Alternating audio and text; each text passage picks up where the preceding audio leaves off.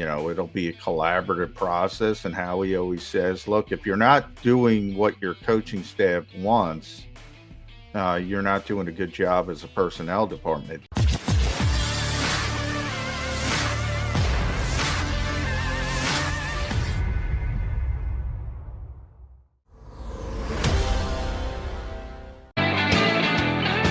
You got Matt here on Birds 365, Jen McClellan and Jody McDonald. It is Combine Week in the NFL. We know the Eagle contingency is out in Indianapolis, and we'll hear from both Howie Roseman and Nick Sirianni today. The last time we heard from either of these two guys was after the Eagles had been eliminated by the Tampa Bay Buccaneers in the first round of the playoffs. New slant. We've gone through seasons before with Howie Roseman, but a new position for Nick Sirianni because he was not the Eagles quarterback at last year's combine for Eagles coach for last year's combine for a very simple reason. There wasn't a combine last year because we were still dealing with COVID issues. So he didn't get a chance to play this game. You and I have kind of kicked it back and forth here. And now, number one, the value of the combine, what you can get out of it, what an organization can do to put themselves into a better position going forward.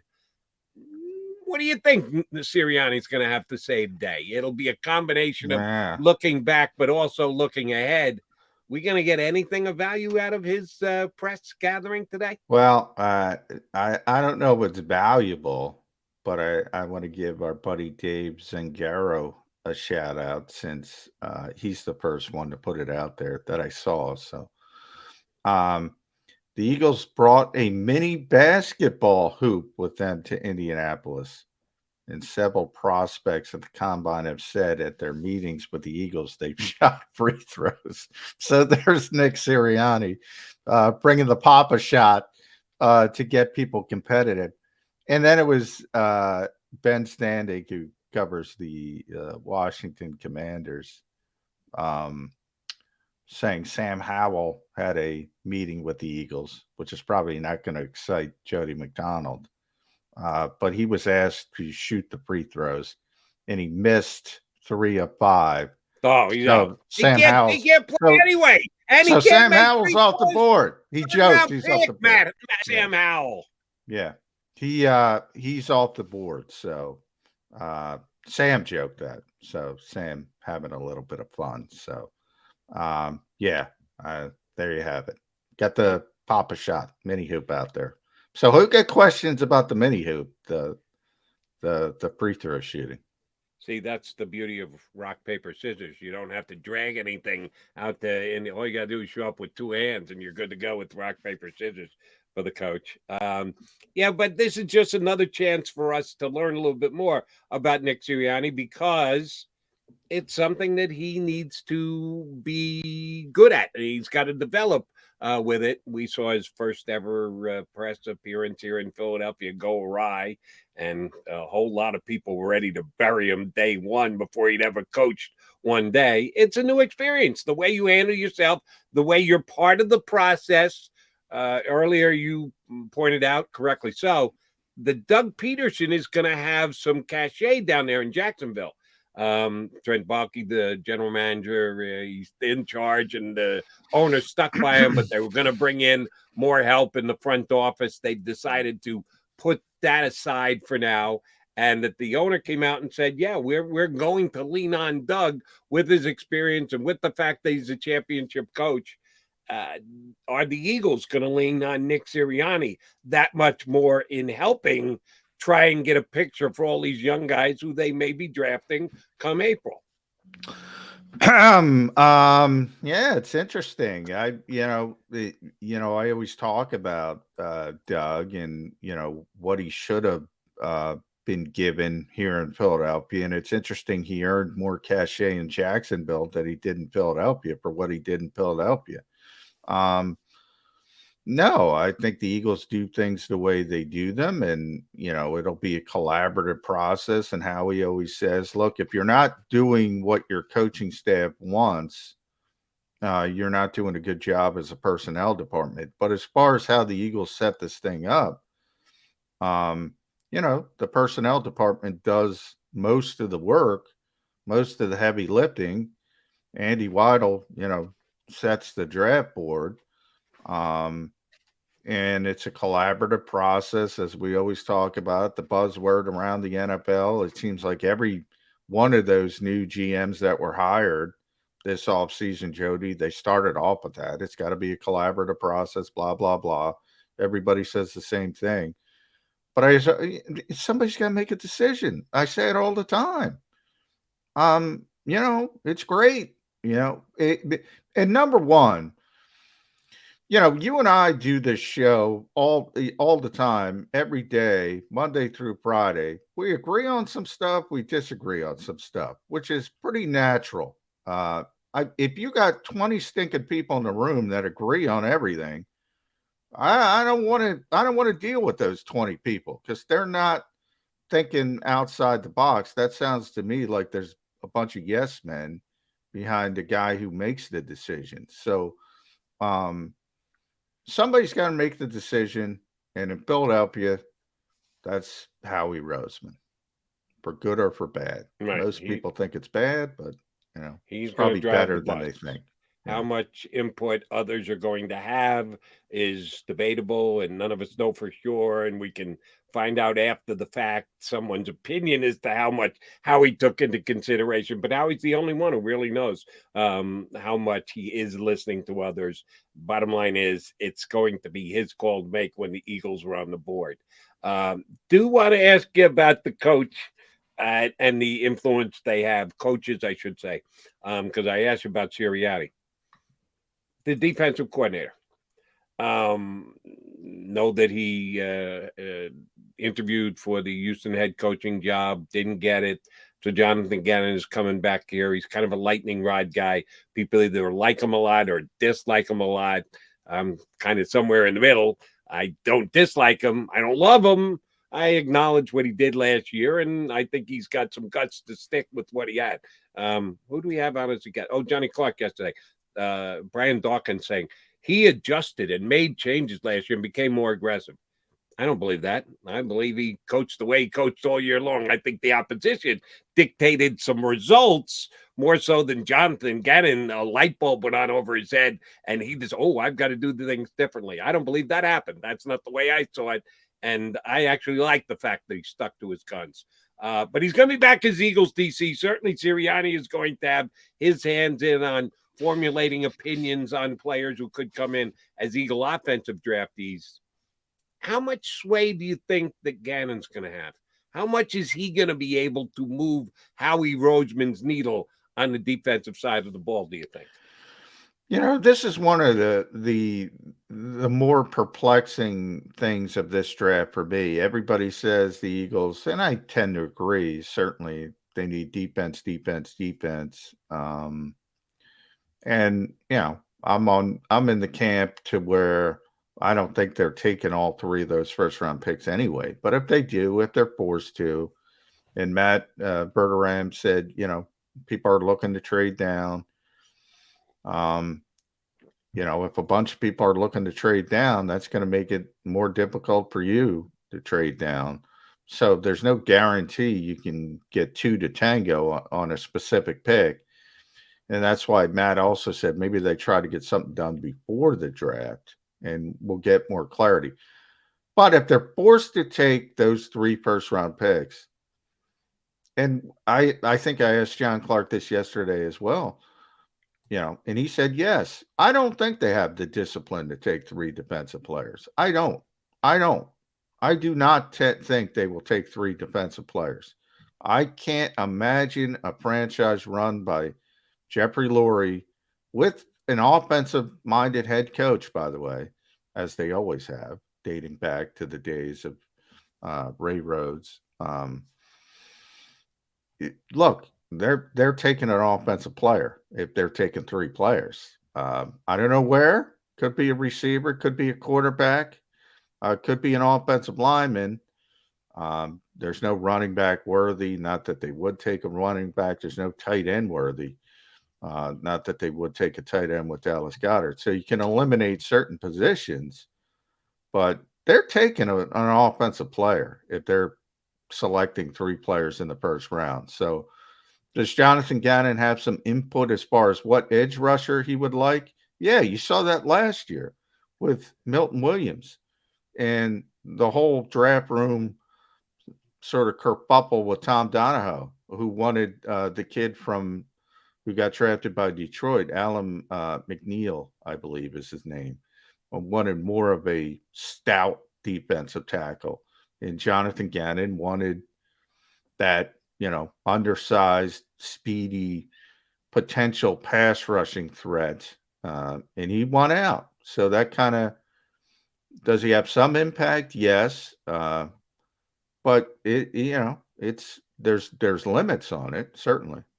All right, J-Mac, before we go to our next break, I want to run this by you because, man, when I ran through this yesterday, I said, for me, this couldn't work better for the Philadelphia Eagles if they're going to keep all 3 picks, which probably not. They'll probably, some people think or want to see them trade up. I don't think that's happening. Some people want to see them trade down. We just had Matt Verderam who said, yeah, a whole bunch of teams are looking to trade down, and you rightfully put that in its proper position of if you're trading down, everybody else is trading down. It gets difficult to trade down because you're kind of like flooding the market with move down. Somebody's got to want to move up and give up extra capital to target a guy. So I think the chances are improving that the Eagles are going to use all 3 picks, and they may use them right in the slots that they're using them in. So let me run this by you. Buck, are you a Bucky Brooks fan from the NFL Network and NFL? Yeah, I like Bucky. I saw his draft, and I said the same thing as you. I said the Eagles aren't getting Kyle Hamilton at 15. Holy mackerel! For those of you who haven't been on NFL.com since yesterday, here's Bucky Brooks. Mock 2, the one right before the combine, because after the combine, there's always some fluidity and things change. So you get one out right before the combine, then you put another one out, and you just continue to churn out mock drafts until we get the actual draft day. But here was the way he ran it down yesterday. Evan Neal, big offensive tackle, going number 1 at Jacksonville. Aiden Hutchinson, obvious Michigan guy, staying home number 2. Houston going Kayvon Thibodeau, number 3, has been the top guy for most of the year, has fallen a little bit. Falling from 1 to 3 doesn't kill you. The Jets going with the offensive tackle from North Carolina State, Ekonwu. Giants at number 5, Charles Cross, offensive tackle for Mississippi State. So 3 of the first 5 picks, OTs. At 6, your first quarterback, Kenny Pickett to Carolina. 7, the Giants back up again. They take David Ojabo. Might be a little high for him. Could he go number 7? Yeah, he could. Both of the Michigan guys could go in the first 7 picks. Sauce Gardner, who I know some Eagle fans just flat out love and hope that he falls down to them. Big, rangy cornerback. I kind of agree with this pick. I don't think there's any way he gets down to the middle of the first round.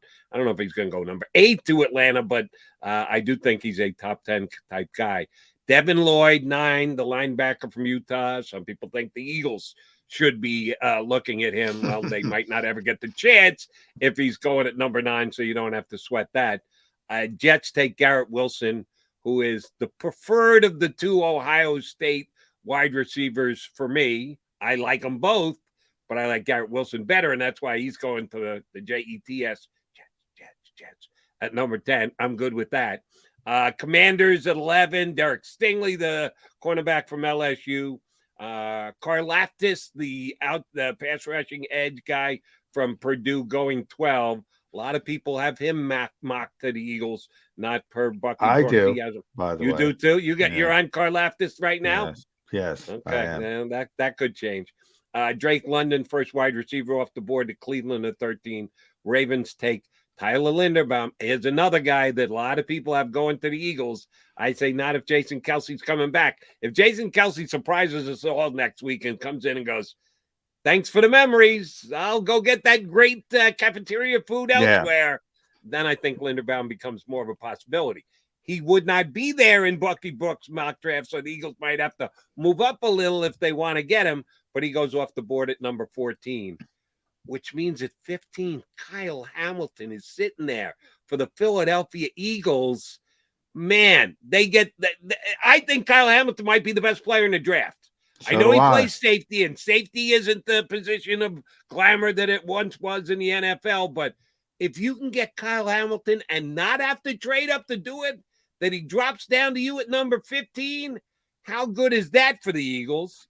They get the other Ohio State wide receiver, Chris Olave, at 16, which you're kind of on record as saying, no shot, no chance. The No, Eagles are and not taking a wide. that's way too high for Olave. You don't have to take him at 16. You could right away. You could take him at 19. There's no way. He's probably. I think he's going in the 20s. Okay, but Uh, let me make a comparison for you here.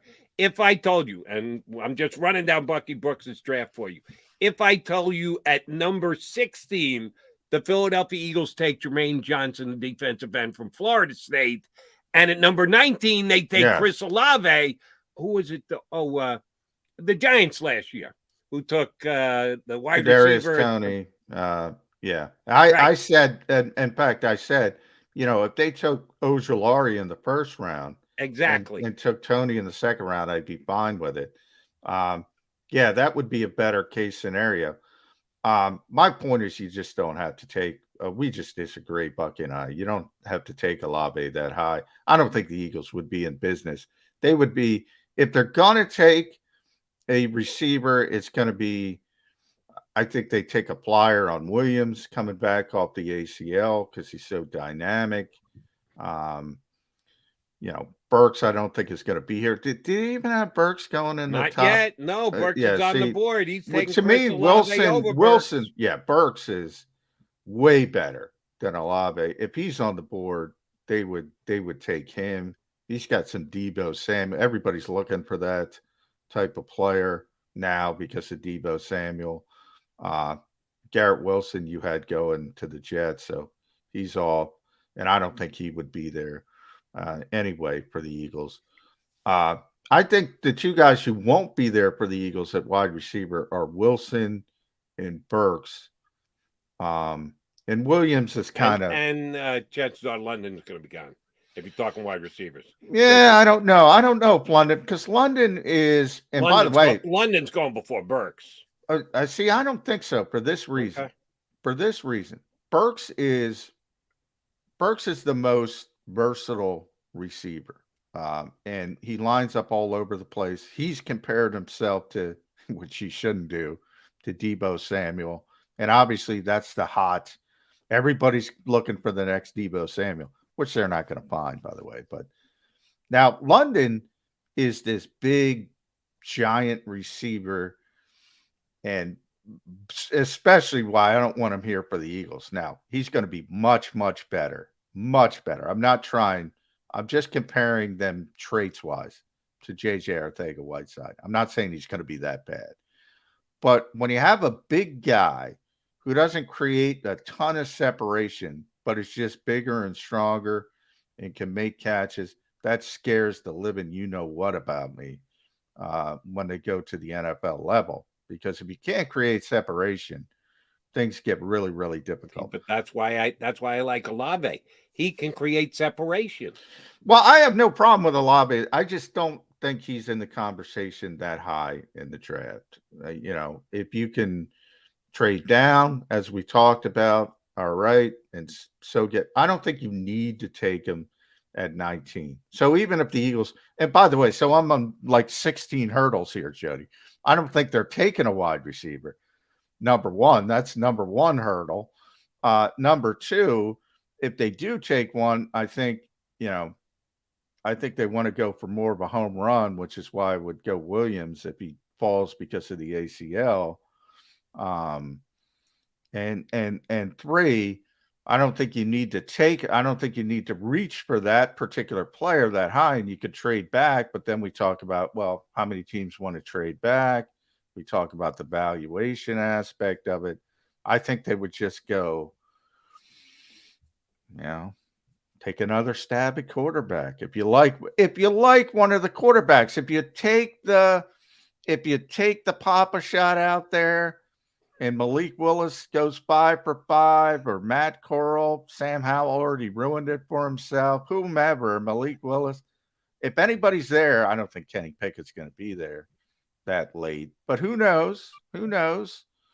And he makes 5 for 5, and he shows he's competitive.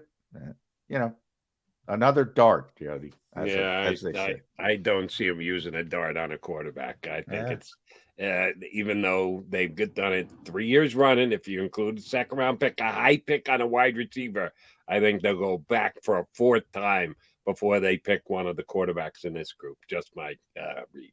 All right, John McMullen, Jordan McDonald, hanging with you on Bird 365.